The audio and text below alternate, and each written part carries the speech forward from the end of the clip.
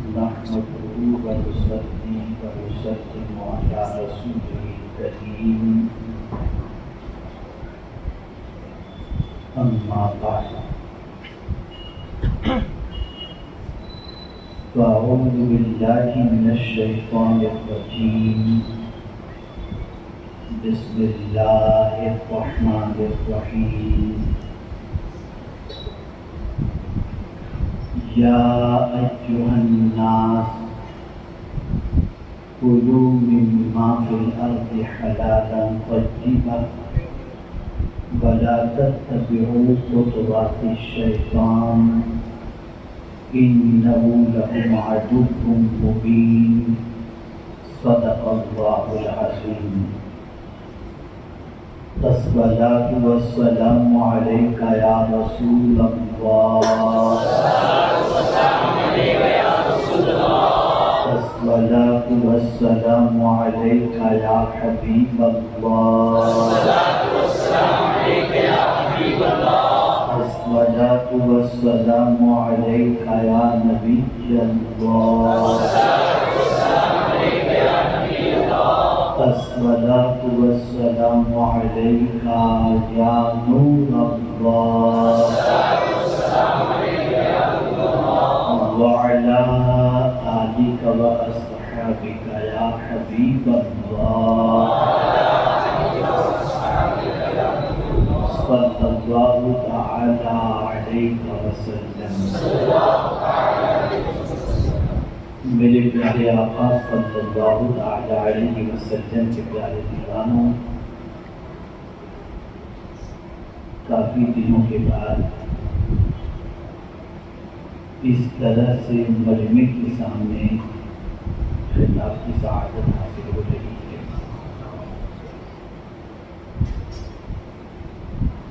آپ سارے اچھی طریقے سے جانتے ہیں جو حالات ہیں، اور ایسے حالات میں اس طریقے کے پروگرام کا انعقاد بغیر کسی اسٹریس کے یہ ہمارے لیے خوشحال بھی ہے اور حوصلہ بخش بھی ہے۔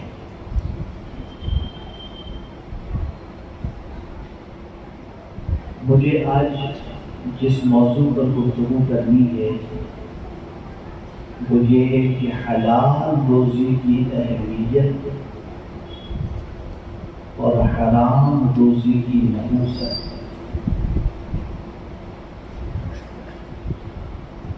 چونکہ اسلام کی بنیادی تعلیمات سے ناآشنائی کی بنیاد پر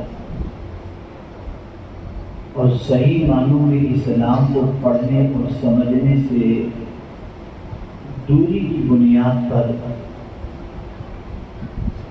ہم صرف یہی سمجھتے ہیں کہ نماز، روزہ، حج و زکوٰۃ یہی فرض ہے،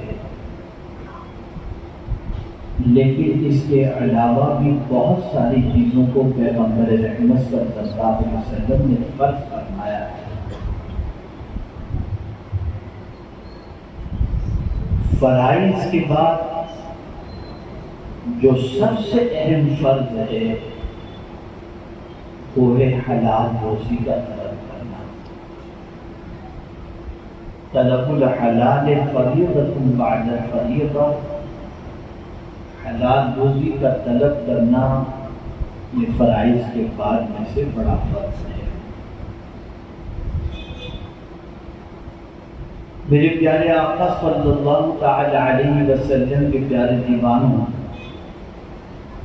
آخر یہ حلال روزی کے حوالے سے کیوں اتنی تاکید قرآن میں بھی آئی اور احادیث رسول صلی اللہ علیہ وسلم میں بھی آئی؟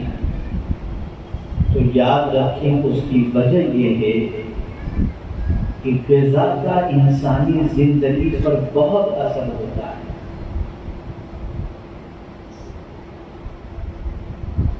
ہر غذا کی تاثیر ہوتی ہے۔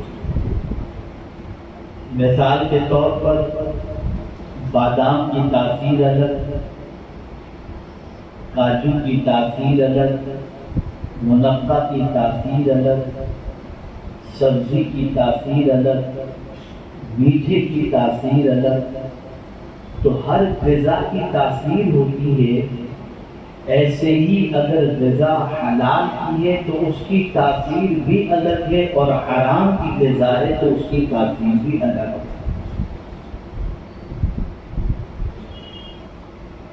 معاشرے کو سدھارنے کے لیے اور انسان کو سنورنے کے لیے صرف یہی نہیں کہ وہ نماز روزہ اور حج و زکات کا ہی پابند ہو جائے، بلکہ اس کے ساتھ ساتھ اس کو یہ بھی چاہیے کہ وہ حلال روزی کمانے کا پابند ہو۔ قرآن کا انداز تخاطب دیکھیے کہ رب قدیم جل جلالہ نے سارے انسانوں سے خطاب فرمایا، یا ایھا الناس، اے لوگوں، حلال کھاؤ، کلوا حلالا طیبا، پاکیزہ چیز کھاؤ۔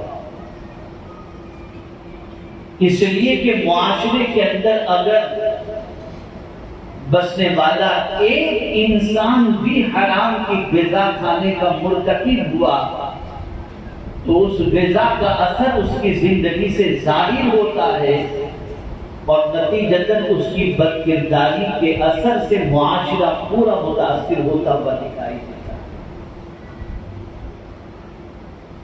یہ نہیں کہ مسلمان ہو تو آپ صرف پاکیزہ غذا کھاؤ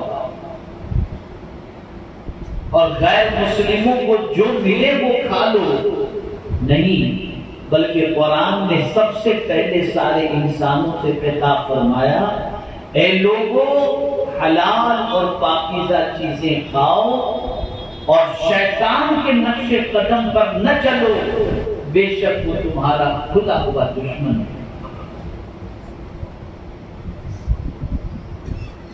اب اس خطاب کے بعد پروردگار جل جلالہ نے خاص طور پر پھر ایمان والوں سے خطاب فرمایا، یا ایھا الذین آمنوا کلوا من طیبات ما رزقناکم واشکروا للہ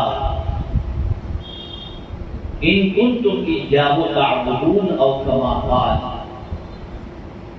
اے ایمان والوں، جو کچھ ہم نے تمہیں روزی عطا فرمائی اس حلال روزی میں سے کھاؤ، اور کھا کر کے دیگا مستی نہ کرو۔ جس رب نے تمہیں حلال روزی عطا فرمائی اس رب کا شکر بجا لاؤ۔ میرے پیارے آقا صلی اللہ تعالی علیہ وسلم کے پیارے دیوانوں، اللہ عز و جل نے حلال روزی کی بڑی فضیلت بیان فرمائی، اور پاکیزہ روزی کو اللہ عز و جل نے پسند فرمایا، اور حلال روزی کے کھانے کے بعد بندے سے فرمایا کہ رب کا شکر ادا کرو اگر تم اس کو اپنا معبود مانتے ہو اور اس کی بندگی کرتے ہو۔ اسی طریقے سے آپ دیکھیں پروردگار جل جلالہ نے ایمان والوں سے خطاب کے بعد رسولوں سے خطاب فرمایا، یا ایھا الرسل کلوا من الطیبات واعملوا صالحا، پاکیزہ چیزوں میں سے کھاؤ اور نیک عمل کرو۔ اب حلال کے حوالے سے عام انسانوں سے بھی رب نے فرمایا، حلال کے حوالے سے ایمان والوں سے بھی فرمایا، اور حلال کے حوالے سے اپنے رسولوں کو بھی فرما کر اس رسول کے ماننے والوں کو یہ پیغام دیا گیا کہ جب اپنے فرستادہ پیغمبروں کو اور رسولوں کو حلال کھانے کے حوالے سے فرمایا جا رہا ہے، اور اس کے بعد اس حلال کھانے کے بعد نیک عمل کی تاکید کی جا رہی ہے، تو اے رسول اعظم صلی اللہ علیہ وسلم کے دیوانوں، تم بھی حلال کھاؤ اور حلال کھانے کے بعد نیک عمل کرو، نیک عمل۔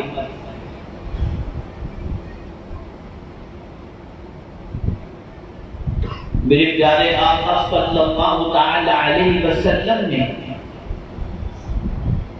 جب حلال روزی کی فضیلت بیان فرمائی تو آپ جانتے ہیں کیا ارشاد فرمایا؟ آج کیا وجہ ہے کہ مسلمانوں کا دل تاریک ہوتا دکھائی دیتا ہے؟ کیا وجہ ہے کہ مسلمانوں کی زبان سے حکمت کے بول سننے کو نہیں ملتے؟ اگر آج کا مسلمان کوئی بات کرتا بھی ہے تو نہ اس کی بات میں کوئی وزن ہوتا ہے، نہ اس کی بات قابل قبول ہوتی ہے، نہ اس کی بات کی کوئی اہمیت ہوتی ہے، نہ اس کی بات میں کوئی حکمت ہوتی ہے۔ کیا وجہ ہے اس کی؟ کبھی آپ نے سوچا، کبھی غور کیا؟ آقا کریم رؤوف الرحیم علیہ التحیۃ والتسلیم ارشاد فرماتے ہیں کہ جب کوئی شخص 40 روز تک حلال روزی اس طرح سے کھائے کہ حرام مس بھی نہ ہو، چھوئے بھی نہیں، تو اللہ تعالیٰ اس کے قلب کو، اس کے دل کو نور سے منور کر دیتا ہے اور اس کی زبان سے حکمت جاری ہو جاتا ہے۔ اللہ والے، اولیاء کرام، صحابہ کرام علیہم الرضوان، ان کے ایک ایک جملے وزنی جو ہوا کرتے تھے، اس کی سب سے بڑی وجہ یہ تھی کہ وہ لقمہ حلال کا اہتمام کرتے، حرام کے قریب بھی نہ جاتے اور اپنی زندگی کو حلال کی غذا کی طرف مائل کرتے نظر آتے تھے۔ میں آپ کو بتاؤں، میرے پیارے آقا صلی اللہ تعالی علیہ وسلم کے پیارے دیوانوں، آج اتنے لوگ ہیں، اتنے مسلمان ہیں، نماز پڑھتے ہیں، لیکن نماز کا اثر اور نماز کی لذت یہ نصیب نہیں ہوتی۔ اس طرح نماز پڑھتے جیسے ایک ہمارے اوپر کوئی فرض تھا، فارمولیٹی تھی، ہم نے ادا کی اور فنش۔ لیکن اس نماز کا اثر اس کی زندگی میں تلاش کیا جائے تو اس کی زندگی میں نماز کا اثر دکھائی نہیں دیتا الا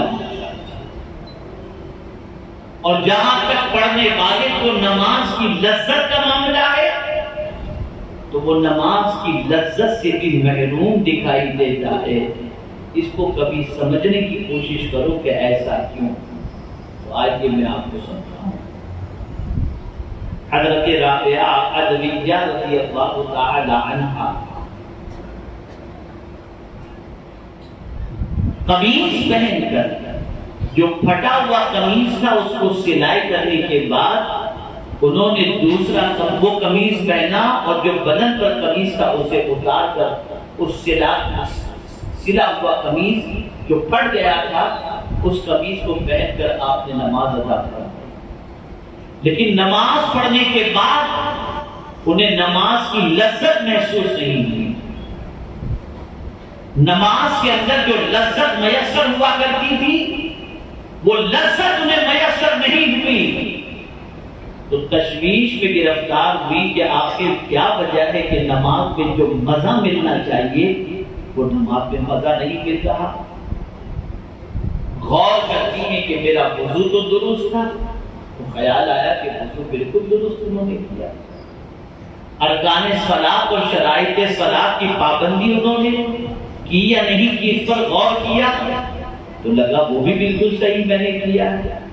پھر سوچنے لگی کہ کیا بات ہے، جب میں نماز پڑھتی تو مجھے نماز کے اندر سرور ملا کرتا، لذت ملا کرتی، لیکن آج نماز پڑھنے پر مجھے وہ لذت نصیب نہیں ہوئی جو ہمیشہ ملا کرتی تھی۔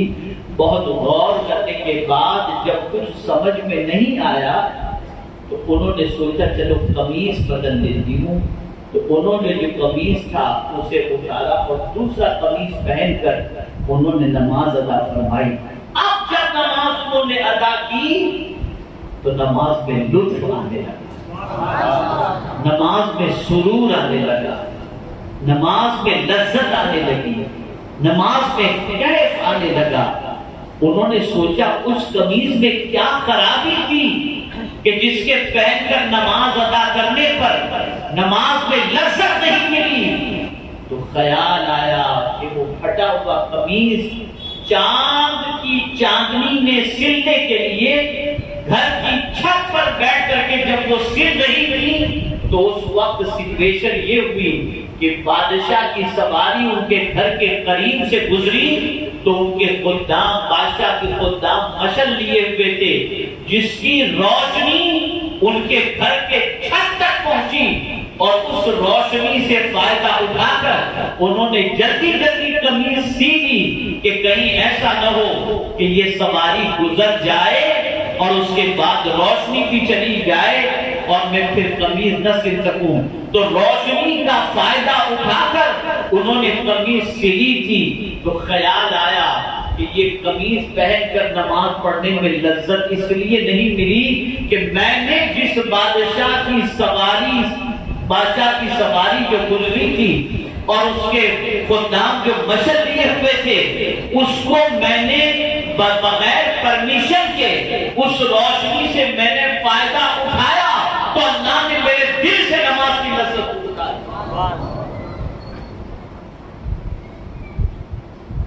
بغیر اجازت کسی کی چیز کے استعمال پر بھی نماز کی لذتوں سے انسان محروم ہو جاتا ہے۔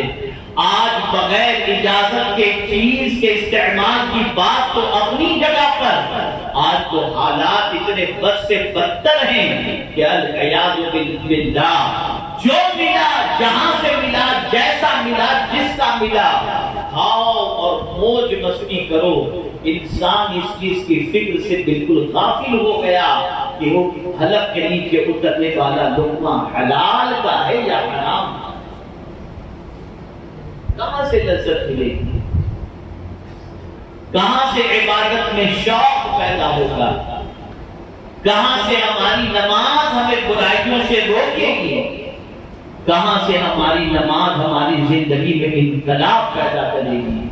اے رسول گرامی وقار صلی اللہ تعالی علیہ وسلم کے پیارے دیوانوں، اسی طریقے سے حضرت رابعہ عدویہ رضی اللہ تعالی عنہ کا ایک اور واقعہ بھی ہے کہ حضرت حسن بصری رضی اللہ تعالی عنہ نے حضرت رابعہ رضی اللہ تعالی عنہ کی دعوت کی، اور حضرت رابعہ رضی اللہ تعالی عنہ جب دعوت میں تشریف لے گئی اور ان کے لیے دسترخوان پر جب گوشت رکھا گیا، کس نے رکھا؟ حضرت حسن بصری جو تابعی ہیں، مولا علی کی آغوش میں جنہوں نے پرورش پائی، وہ حضرت حسن بصری رضی اللہ تعالیٰ عنہ نے اپنی کمائی کا، حلال کمائی کا گوشت جب حضرت رابعہ عدویہ رضی اللہ تعالیٰ عنہ کے سامنے رکھا تو حضرت رابعہ نے گوشت کو دیکھا تو دیکھ کر کے کہنے لگی، بھائی حسن یہ گوشت رابعہ کے لائق نہیں ہے، گوشت رابعہ کے لائق نہیں۔ حضرت حسن بصری رضی اللہ تعالیٰ عنہ کو تعجب ہوا، عرض کرنے فرمانے لگے، بہن رابعہ کیا تمہیں حسن کے یہاں بھی مشتبہ گوشت نظر آ رہا ہے؟ عرض کرنے لگی، بھائی حسن ذرا تحقیق کر لو۔ تو اب حضرت حسن بصری رضی اللہ تعالیٰ عنہ اپنے خادم کو بلاتے ہیں اور فرماتے ہیں، بتاؤ یہ گوشت کہاں سے خریدا تھا؟ خادم نے بتایا فلاں قصائی کے یہاں سے، فلاں قصاب کے یہاں سے۔ کہا چلو، پہنچے قصاب کی دکان پر، قصائی کی دکان پر، پوچھا یہ جانور جو تم نے ذبح کیا تھا شریعت کے مطابق تم نے ذبح کیا تھا، صحیح طریقے سے ذبح کیا تھا، بسم اللہ شریف پڑھ کر ذبح کیا تھا، اور یہ تمہارا ہی جانور تھا؟ اس نے کہا میرا ہی جانور تھا، میں نے ہی خریدا تھا اور عین شریعت کے مطابق میں نے بالکل اسے ذبح کیا تھا، بسم اللہ پڑھ کر میں نے ذبح کیا تھا۔ تو حضرت حسن بصری رضی اللہ تعالیٰ عنہ نے فرمایا، اچھا یہ بتاؤ یہ جانور تم نے کس سے خریدا تھا؟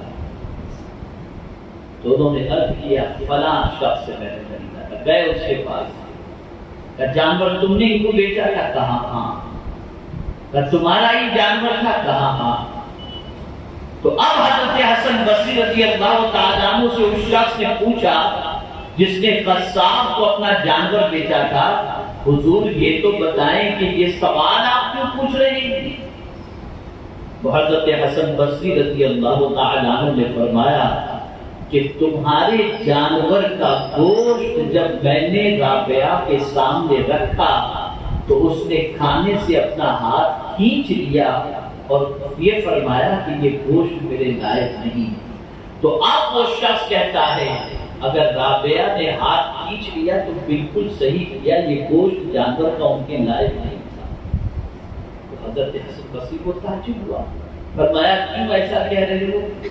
کہ حضور معاملہ یہ ہے کہ یہ جانور تو میرا تھا جسے میں نے بیچا اس قصاب کو، لیکن یہ جانور میرے کھیت میں چرتے چرتے ایک مرتبہ پڑوس کے شخص کے کھیت میں جا کر کچھ گھاس اس نے کھا لی تھی. اللہ اکبر! جس کی وجہ سے حضرت رابعہ نے کہا کہ یہ گوشت میرے لائق نہیں ہے. آپ اندازہ لگائیں جو گوشت کو دیکھ کر اس کی حلت و حرمت اور اس کے حوالے سے اتنا احتیاط برتی ہوں تو پھر ان کی شان کتنی ارف و اعلیٰ ہوگی.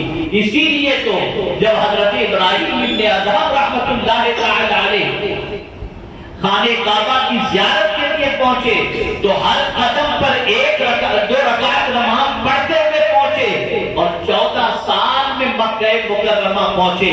لیکن جب وہاں پہنچے تو خانہ کعبہ نظر نہ آیا. رب کی بارگاہ میں عرض کیا مولا کیا بات ہے کہ خانہ کعبہ نظر نہیں آ رہا؟ ارشاد فرمایا حضرت ابراہیم ابن ادھم نے عرض کیا مولا مجھے کعبہ نظر نہیں آ رہا، کیا مجھ سے بھی بہتر کوئی ہے جس کے لیے کعبہ، جس کے تعظیم کے لیے کعبہ گیا ہو؟ میں تو ہر رکعت ہر قدم پر 2 رکعت نماز پڑھ کر کے آیا ہوں، پھر بھی مجھے کعبہ نظر نہیں آ رہا اور 14 سال میں یہاں پر پہنچا ہوں. ندا آتی ہے اے ابراہیم تجھ سے بھی زیادہ میری ایک عبادت گزار بندی ہے جس کی تعظیم کے لیے کعبہ خود گیا. مقام کیسے نصیب ہوا؟ حرام سے بچنے کی بنیاد پر. حلال کا لقمہ اگر حلق کے نیچے نہیں اترتا تو قلب تاریک ہو جایا کرتا ہے. آج مسلمان یہ کہتا دکھائی دیتا ہے کہ ہماری دعائیں باب اجابت سے نہیں ٹکراتی، قبول نہیں ہوتی. یہ شکوہ آج کا مسلمان کر رہا ہے. ہم نماز پڑھتے ہیں، ہم تلاوت کرتے ہیں، روزے رکھتے ہیں، حج کرتے ہیں، زکات دیتے ہیں، یہ سب کچھ کرنے کے بعد بھی ہماری دعائیں قبول نہیں ہوتی. کبھی آپ نے اس کے پیچھے وجہ کو جاننے کی کوشش کی؟ اب سنیے حضرت عبداللہ ابن عباس رضی اللہ تعالی عنہ فرماتے ہیں کہ میں نے رسول اعظم صلی اللہ علیہ وسلم کی بارگاہ میں اس آیہ کریمہ کی تلاوت کی، یا ایھا الناس کلوا من الطیبات. یہ آیت کریمہ میں نے تلاوت کی. ابھی تلاوت ختم ہوئی تو حضرت سعد رضی اللہ تعالی عنہ اس محفل کے اندر بیٹھے ہوئے تھے. انہوں نے سرکار صلی اللہ علیہ وسلم سے عرض کیا یا رسول اللہ صلی اللہ تعالی علیہ وسلم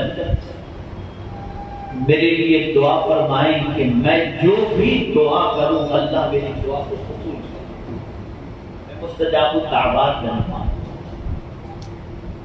جیسے ہی حضور صلی اللہ علیہ وسلم نے یہ سنا ارشاد فرمایا ایسا حلال کھاؤ اللہ تمہیں مستجاب الدعوات.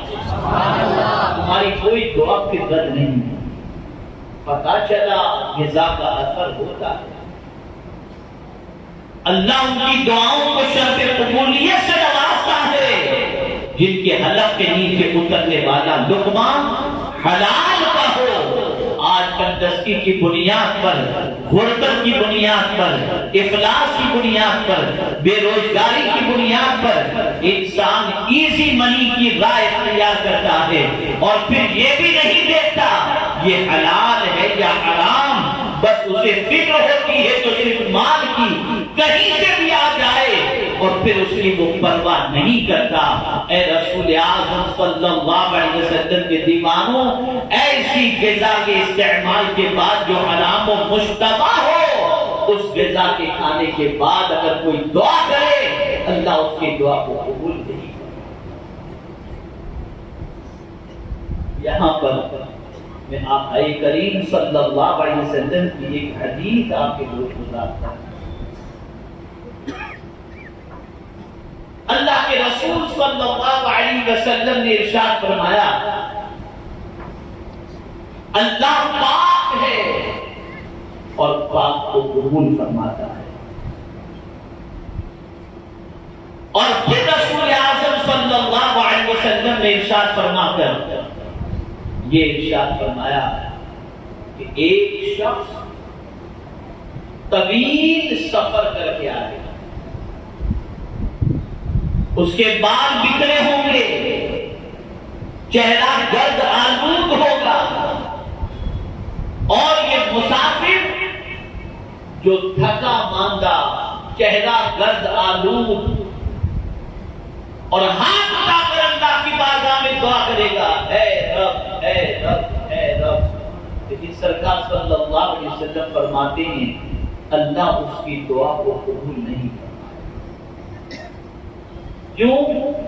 سرکار صلی اللہ علیہ وسلم ارشاد فرماتے ہیں کہ وجہ یہ کہ اس کے جسم کے اندر جو گوشت اور جو غذا پہنچی وہ حرام کی ہوگی، لباس حرام کا ہوگا، اللہ ایسے کی دعا قبول نہیں فرمائے گا۔ اب یہاں پر میں آپ کو سمجھاتا ہوا چلوں، ایک تو وہ شخص مسافر ہوگا، دوسرا وہ شخص اس کا چہرہ گرد آلود اور لباس گرد آلود ہوگا، اور تیسرا یہ کہ وہ ہاتھ اٹھا کر کے دعا کرتا ہوگا، لیکن باوجود اس کے سرکار صلی اللہ علیہ وسلم فرماتے ہیں کہ حرام کی غذا اس کے پیٹ میں ہونے کی وجہ سے اللہ اس کی دعا کو قبول نہیں فرمائے گا۔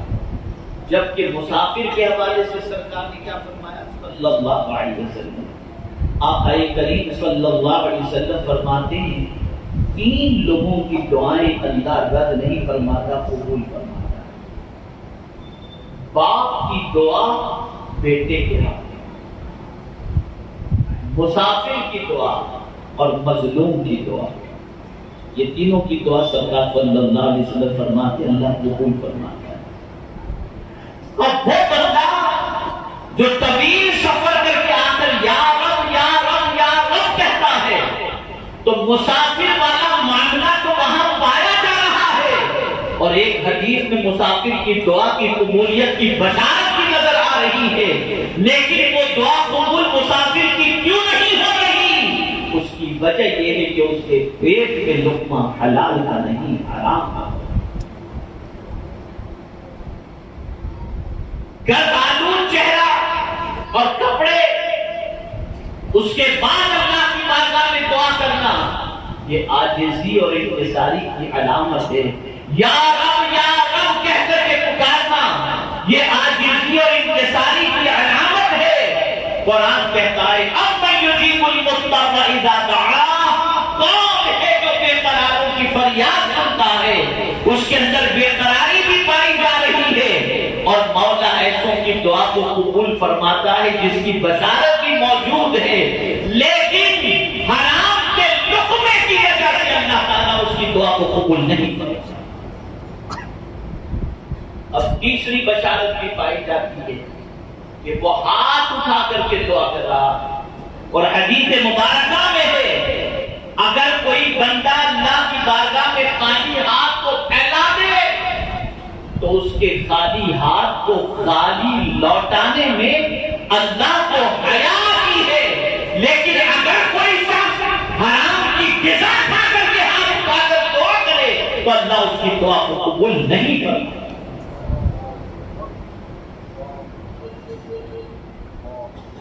اے رسول کرامی وقار صلی اللہ تعالی علیہ وسلم کے دیوانوں، تو حرام سے پرہیز کرو اور حلال کھانے کی عادت بناؤ، حلال کو اپنا وسیلہ بناؤ، حلال رزق تلاش کرو، اور یہ بات یاد رکھیں عبادت کے 10 حصے ہیں جس میں سے فرمایا گیا کہ 9 حصے تو صرف حلال ہی کے اندر ہے۔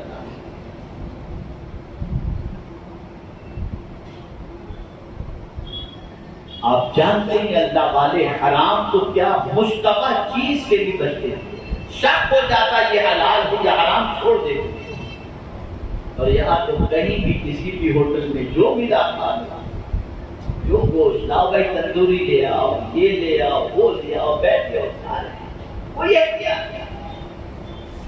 کہیں بھی کھا رہے ہیں، کسی کا بھی کھا رہے ہیں، سب کچھ چل رہا ہے۔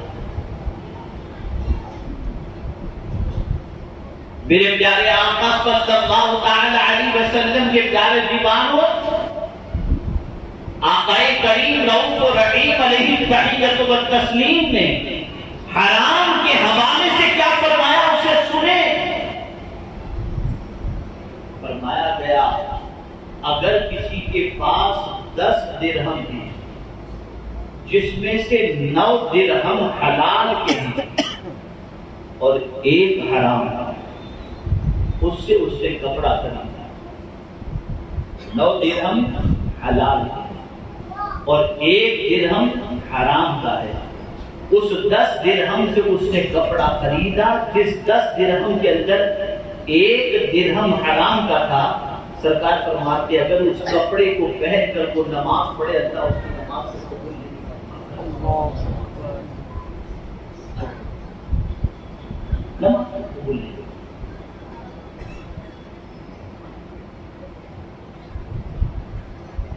آپ ذرا سوچو،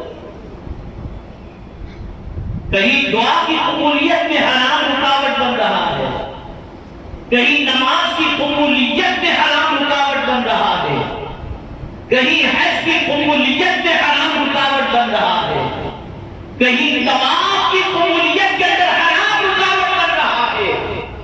اے رسول اعظم صلی اللہ تعالی علیہ وسلم کے دیوانوں، ذرا غور کرو اور سوچو کہ حرام کھانے کی بنیاد پر 1000 سجدے کر لو اللہ کی بارگاہ کے اندر، ان سجدوں کی کوئی وقعت نہیں ہے۔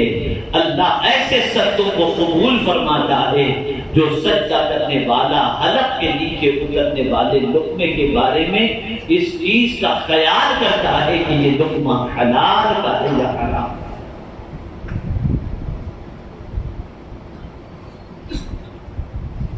کون نہیں جانتا سرکار صلی اللہ علیہ وسلم کے لب کے جگر امام حسین، آقا کریم صلی اللہ علیہ وسلم کی موجودگی میں صدقے کی ایک کھجور بچپنے میں امام نے اٹھا کر حلق میں رکھ لی، سرکار نے انگلی ڈال کر وہ کھجور نکالی اور فرمایا بیٹے یہ تمہارے لیے حلال ہے۔ اپنی اولاد کو کیا کھلاتے ہیں؟ کہیں سے بھی، کس کا بھی، کیسے بھی، بعض لوگ اس طریقے سے سرمایہ دار بن جاتے ہیں کہ لوگوں کا مال کھا کر ٹوپی پہنا کر غبن کر کے جھوٹ بول کر نہ جانے کس طریقے سے انسان اپنے عیش قدوں کی تعمیر کرتا ہے اور اپنی خواہش کی تکمیل کرتا ہے۔ مجھے بڑی پیاری بات ایک بچی کی یاد آ رہی ہے، ایک خاتون کی بھی، دونوں بات میں آپ کے سامنے رکھوں۔ آج زیادہ تر مرد اگر اس کے قدم پھسلتے ہیں اور حرام کی طرف چلے جاتے ہیں تو اس کی ایک وجہ یہ بنتی ہے کہ بیوی کے تقاضے اتنے بڑھ جاتے ہیں، اس کی ڈیمانڈ اتنی بڑھ جاتی ہے، اس کی خواہشیں اتنی بڑھ جاتی ہیں جس کی وجہ سے شوہر پریشان ہو کر حرام کی طرف بڑھ جاتا ہے اور اپنی بیوی کی تمنائیں پوری کرنے میں لگ جاتا ہے۔ آپ دیکھیں ایک بزرگ تھے، اور ان کی اہلیہ کو بھی اللہ نے بڑا اونچا مقام عطا فرمایا. اللہ والوں کا حال بڑا عجیب رہتا ہے.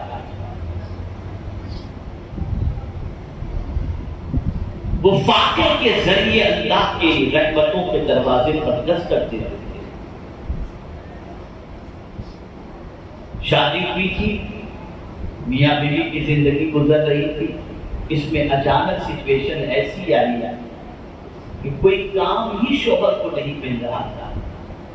صبح سے وہ مزدوری کے لیے نکلتے، ولی بزرگ ہے، مزدوری کے لیے نکلتے، شام کو خالی ہاتھ لوٹتے. بیوی پوچھتی کچھ لائے ہو؟ کوئی آج کچھ بھی نہیں ملا، پانی پی کر صبر کر کے سو جاؤ. بیوی نے صبر کر لیا. دوسرے روز بھی اسی طریقے سے نکلے کام کی تلاش میں، کام نہیں ملا. گھر لوٹے تو گھر لوٹنے کے بعد بیوی نے پوچھا کچھ لائے ہو؟ کہا آج بھی کچھ نہیں ملا، آپ پانی پی کر کے سو جاؤ. تیسرے روز بھی ایسا ہی ہوا کہ نکلے کام کے لیے، کوئی کام نہ ملا اور مزدوری نہ ملی، خالی ہاتھ لوٹے، پانی پی کر کے سو گئے. اب جب چوتھے دن نکلنے لگے تو رات بھر بیوی سوچتی رہی کہ 3 دن تک میں بھوکی رہی ہوں، میرا شوہر بھی بھوکا رہا ہے. اب کل یہ مارکیٹ میں جائیں گے اور کام تلاش کریں گے، اور ہو سکتا ہے کہ کوئی صحیح کام نہ ملا تو کوئی مشتبہ لقمہ بھی لے آ کر مجھے کھلا دیں، اور اس سے میرا بھی دل تاریخ ہو جائے، ان کا بھی دل تاریخ ہو جائے، کہیں میری محبت میں ان کا قدم پھسل نہ جائے. تو اب اس عورت نے پلان بنایا کہ صبح میرا شوہر کام کے لیے نکلے گا تو میں اس سے یہ عرض کروں گی. صبح اللہ والے کام کے لیے جیسے ہی نکلنے لگے تو بیوی نے کہا سنیے، کچھ ملے تو سبحان اللہ، نہ ملے تو حرام کمائی مت لانا، اس لیے کہ میں پیٹ کی آگ تو اپنی بجھا سکتی ہوں لیکن جہنم کی آگ میں جلنے کی طاقت نہیں رکھتی. اس لیے جو ملے گا کھا لیں گے، نہیں ملے گا صبر کریں گے. بیوی نے جب یہ کہا، مولا کی رحمت کو پیار آیا اور شوہر کمانے کے لیے نکلا تو اللہ تعالیٰ نے اس کو بے پناہ روزی عطا فرمائی. آج کی عورتیں کہتی ہیں چوری کرو، ایک ساتھ کہتے ہیں چوری کرو، ڈکیتی کرو، کہیں سے بھی کرو، ہمیں لا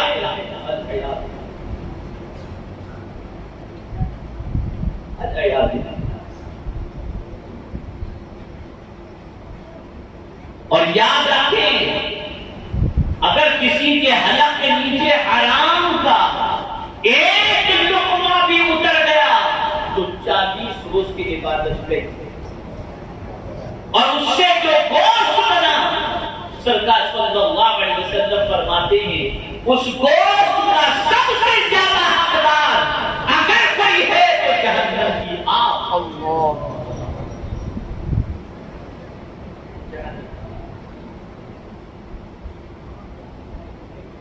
اے رسول اعظم صلی اللہ علیہ وسلم کے دیوانوں، آج مسلمانوں کو قصداً حرام کی طرف مائل کیا جا رہا ہے. اللہ معاف فرمائے الا ماشاء اللہ.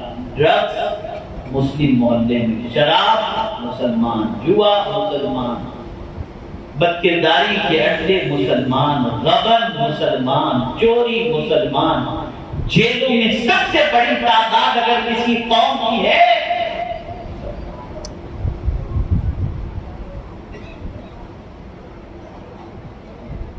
کہاں جا رہے ہیں؟ ایک بچی جس کا شوہر پہلے بہت کماتا تھا اور اس کے بعد اچانک کاروبار مندہ ہوا، اور مندہ ہونے کے بعد اس کی کمائی جہاں مہینے کی 70-80 ہزار تھی وہ 7,000 پر آ کر کے رک گئی.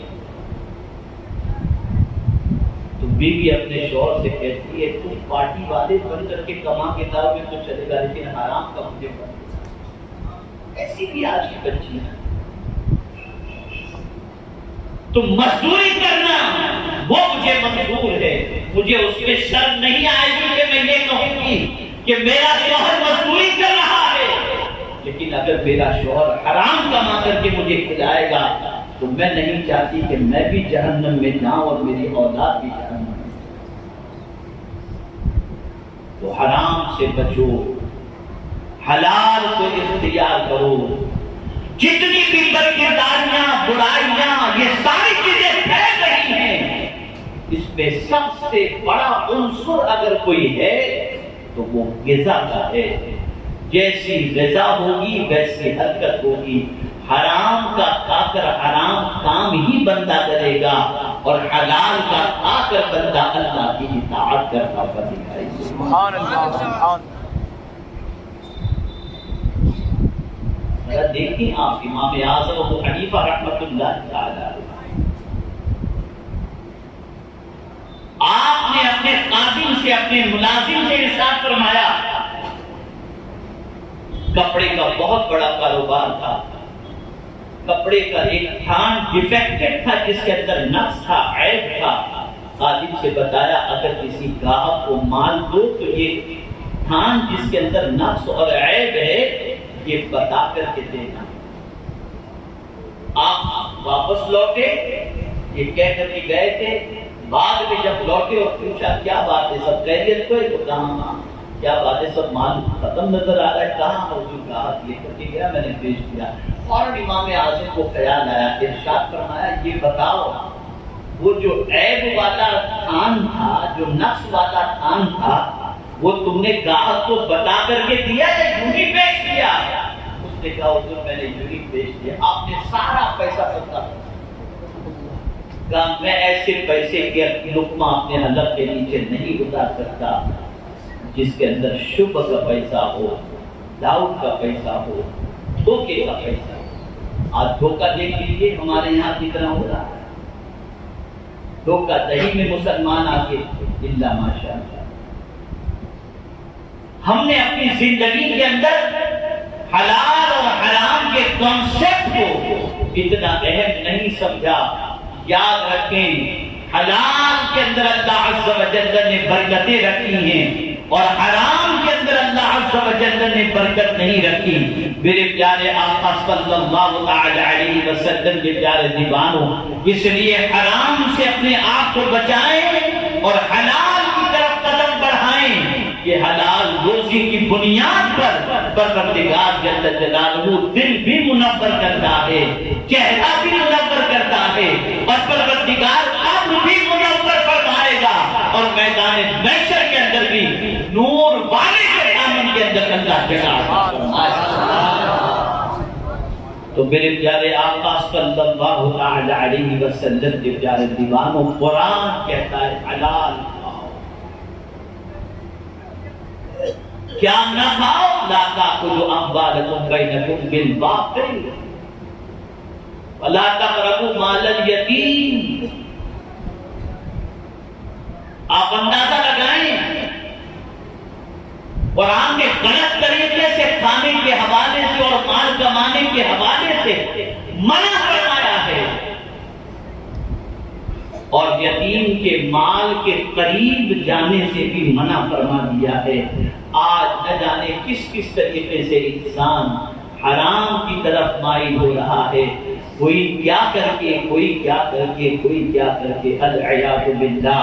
تو اے رسول اعظم صلی اللہ تعالی علیہ وسلم کے دیوانوں، اللہ رب العزت جل جلالہ نے فرمایا حلال اور پاکیزہ غذا کھاؤ، اور یہ بھی یاد رکھیں کہ پروردگار جل جلالہ نے جن چیزوں کو حرام فرمایا، حرام جن جانوروں کے گوشت کو حرام فرمایا ہے، اس میں حکمت یہی ہے کہ تم ان جانوروں کے گوشت کو کھاؤ گے تو ان کے جیسی عادت بن جائے گی، ان کے جیسی حرکت کرو گے، ان کی اس گوشت کی وجہ سے تمہاری عادتوں میں بگاڑ پیدا ہو جائے گا۔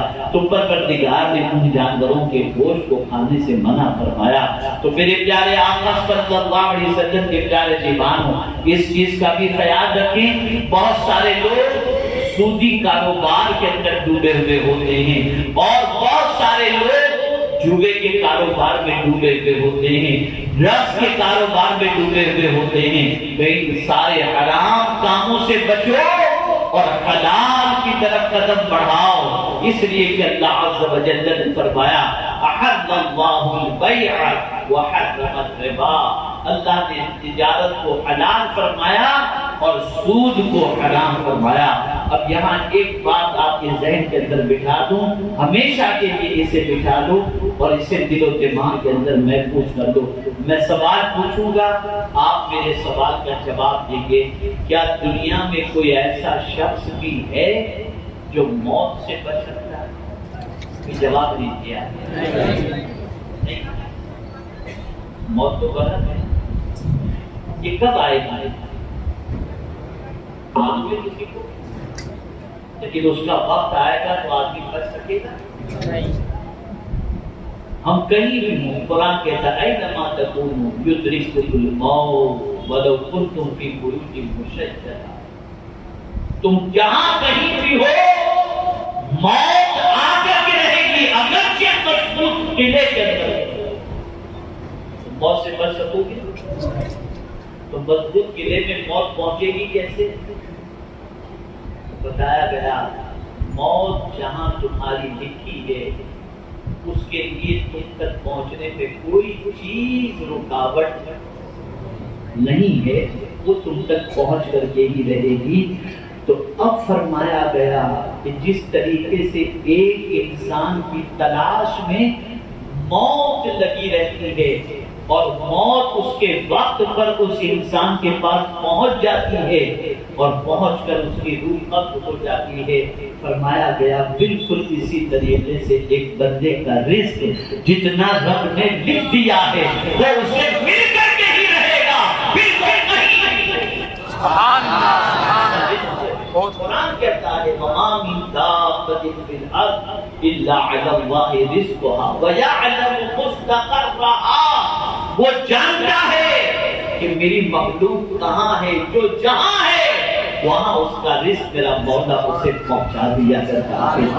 چونٹی کو اس کے بل میں رزق مل جاتا ہے، مچھلی کو سمندر میں رزق مل جاتا ہے، تو جس کا رزق جتنا لکھا ہے وہ مل کر کے رہے گا۔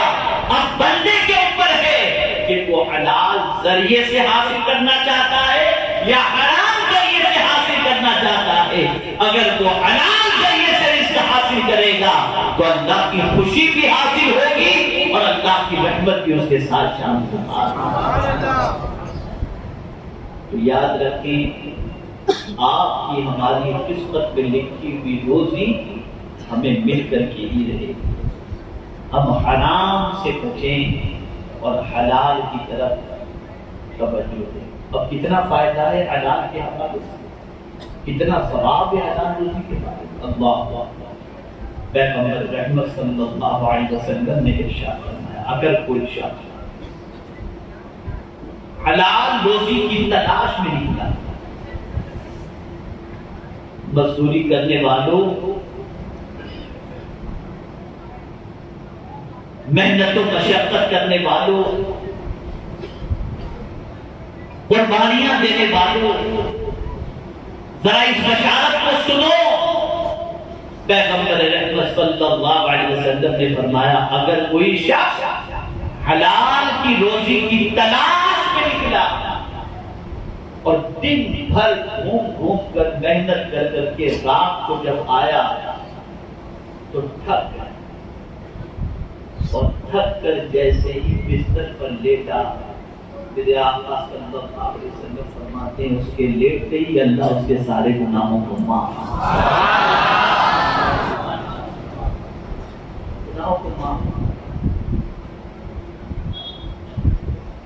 پھر یہی تک نہیں، جب وہ صبح کرتا ہے تو اس حال کے کرتا ہے کہ مولا اس سے راضی ہوگا۔ یہ ہے حلال، یہ ہے حلال۔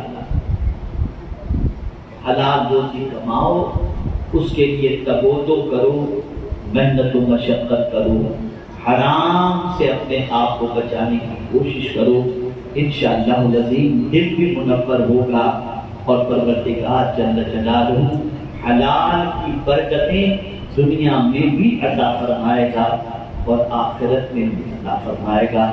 اللہ رب العزت جل جلالہ آقا کریم رؤوف الرحیم علیہ التحیۃ والتسلیم کے سب کو توفیل مجھے آپ کو سب کو رزق حلال کے لیے تگ و دو کرنے کی توفیق نصیب فرمائے، حرام سے بچنے کی توفیق نصیب فرمائے، اور پروردگار جل جلالہ آقا کریم صلی اللہ علیہ وسلم کے صدقہ و توفیل رزق حلال میں برکت اور وسعت عطا فرمائے۔